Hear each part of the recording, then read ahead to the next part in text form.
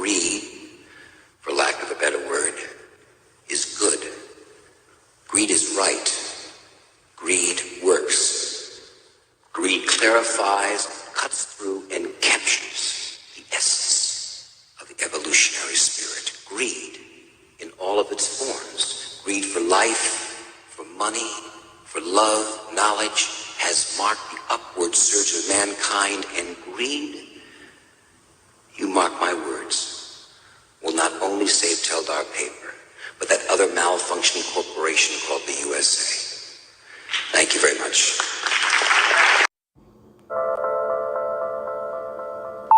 I want you to understand something very clearly. When someone asks you in this country, are you a citizen of the United States? What you think they are asking you is, are you lawfully in this country? Are you lawfully here to do business and be here? That's not what they are asking you. The country is called America. America is the name of the country. But in the 1860s, the late 1860s, a group of men got together and incorporated a privately owned company. Anyone, you see, can incorporate a privately owned company, and a group of men did exactly that. They incorporated a company privately, and they called the company the United States Corporation according to corporate law. And anyone who has a corporation of business knows that according to corporate law, all corporations must have a president. That's the law, and it must have a vice president, and it must have a secretary of treasury. That's corporate law. So the corporation had to have a president and a vice president. Today, when you see the yearly State of the Union address, and when you see the president come out and the Speaker of the House come out, they are essentially holding an annual meeting for the corporation. Regarding the President of the United States, everybody in this country thinks he's the President of America. America doesn't have a president. This is a corporate term used in business. The United States Corporation is a privately owned company, and it's a 10-mile square that it operates in called the District of Columbia. Columbia simply means universal, which also means Catholic. When you start tracing back the ownership of the corporation, called the United States Privately Owned Corporation, then you begin to see that if you say that you are a citizen of the United States, what you're saying lawfully is that you are an employee of a foreign corporation under international maritime law. You are an employee of a privately owned company. Therefore, if you are living in any state such as California, and you're making money here, then what you are doing, quite literally, is moonlighting, because you are already working for, and are an employee of a privately owned company called the United States Corporation, but you are earning money in California. Therefore, you are a franchisee of a foreign corporation under maritime law. It's like opening up a McDonald's here. You can open up a McDonald's, but you're not the boss of McDonald's. The McDonald's Corporation is the boss. They tell you what you can sell and what you can't sell and how much it is going to be, and they call the shots. You can merely be a franchisee operating under their jurisdiction. So consequently, each one of us who call ourselves a citizen of the United States is, in point of fact, a franchisee of a foreign corporation. And once a year, you have to pay what is referred to as a California franchise tax. Let me explain something to you. There are two kinds of law on the earth: Roman civil law and maritime admiralty law. Roman civil law comes from the word civil or civili in Latin, meaning the people of the Illies, or the people of the gods. Civil law is referred to as the law of the land. But there is a higher law that governs the whole earth. There's a higher law that operates on the earth, and it has nothing to do with the civil law of any country, because civil laws are different in every country. You can do things in Africa that you can't do in Spain.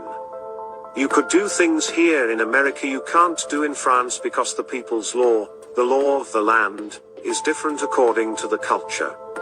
This governing law is called maritime admiralty law. But when you talk about maritime admiralty law, what you're talking about is the law of water. The law of banks or banking law is called maritime admiralty law. And this is why, incidentally, the Statue of Liberty could not be put on land in this country. It had to be put in a port, had to be put in water. Why? Because it's not the Statue of Freedom. It's a Statue of Liberty. Liberty is what a sailor gets when you pull into port. Because the admiral gives the captain on board the ship ownership of your body. You ask permission to leave, and if he lets you, which he is most likely not going to. But if he allows you to leave, you have the liberty to leave. You don't have freedom, and as long as you call yourself a United States citizen, you are an employee of a foreign corporation incorporated on the international law under maritime admiralty law. And consequently, you are a franchisee of a foreign corporation. They own you. Now let me show you how they own you. When a ship pulls into port, for example, from Japan and brings, let's say, $800 million worth of goods, the first thing the captain has to do is fill out a document to give to the port authority. This is called the Certificate of Manifest. He has to give them a certificate showing how much each item costs and the specifications of each item. Exactly what are you bringing into this country? How much is it going to cost our banks? How much are we going to have to pay for this? And so it's business that comes in on water, it's maritime admiralty banking law. And so therefore, each item has to have a certificate of manifest for the ship when it pulls into port and parks. The spot where it parks or docks is called the berthing of a ship. The ship sits in its berth. When you were born, your mother's water broke. And when your mother's water broke, you came out. And therefore you are a maritime admiralty product under international law. You and I are products under international maritime banking law. You are a product because you came out of your mother's water, and therefore you have to have a certificate of manifest known as your birth certificate. And the birth certificate has to be signed by the doc. And consequently, if you go to a store and you buy something that's too large to take home, they'll bring it to you. And so they will tell you what time they're going to deliver the product. That's why your mother was in a delivery room. She was delivering a product under international law. Now, when you get the birth certificate, that certificate is a maritime admiralty certificate that shows you are a human resource in the corporation called the United States. They went to your mother and asked her, would you donate this body to us as collateral for a loan because each birth certificate is worth a certain amount of money? When this system first started in 1833, the value of each birth was around $630,000 on the International Stock Exchange. You are the stock, specifically, livestock. And your birth certificate today is on the stock market. If you look on the back of your social security card, you'll see numbers in red. Anytime you see red numbers, they represent your blood. If you turn it on the other side, you'll see it in blue. Blue is maritime admiralty, the navy blue, and so, consequently, you are a product that was bought. On the birth certificate, if you look down on the bottom right where your mother signed, before, it didn't say mother or parent. It said informant, because your mother was informing on you under maritime law. She was telling the corporation that she was delivering a new product to them, and here is the certificate of birth, and that was sent to Washington, D.C. They took that birth certificate, and what happened? Let me go back and explain that in the 1860s, when this privately owned company was incorporated, it started growing rapidly. And when any corporation grows too fast, it starts getting out of balance. It started becoming very successful, and they wanted to move out and expand overseas. I'm being very simplistic with this. There's a lot more to it, but I'm giving you the basics. But when the corporation called the United States was founded back in the 1860s, it wanted to move overseas at the turn of the century. And so it started moving into Europe as a hostile takeover they called World War I.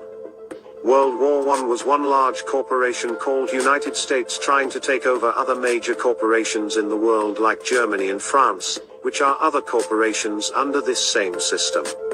So consequently, the United States was able to be successful in the corporate takeover during World War I. But in the process, they lost so much money. The corporation spent so much money arming and making tanks and bullets to kill people that they won the hostile takeover of a foreign corporation. But this made them bankrupt. Consequently, they were in really serious trouble now because they didn't have money to feed the people at home in the corporation. And now they've taken on new corporations in Europe to be responsible for. So the United States corporation was in very big trouble. They went to Europe and asked the international bankers if they could borrow money. And the international bankers said quite simply, no, you're bankrupt. So what have you got as collateral for a loan? And they came up with the idea that your birth certificate would be worth around $630,000 because the bankers asked, how much can each individual in your country working for your corporation make from the day they are born to the day they die on average? And it came to be about $630,000. So the bankers made a deal with the corporation called United States to credit the United States corporation account in Europe with $630,000 per birth certificate. And this is why today this United States corporation doesn't care about how many people come into this country illegally or unlawfully. They don't care about that. They open up the borders, let everyone in. Why? Because every single person coming across the border is at least worth $1 million now in their corporate bank account. And so that's why the United States is only concerned with undocumented workers. We don't care about people illegally coming into the country, but we don't want undocumented workers because, with documented workers you can cash that in and get that money from the international banks. So consequently, the United States corporation owns you. The corporation owns you and is making money from your life. Something to think about, eh?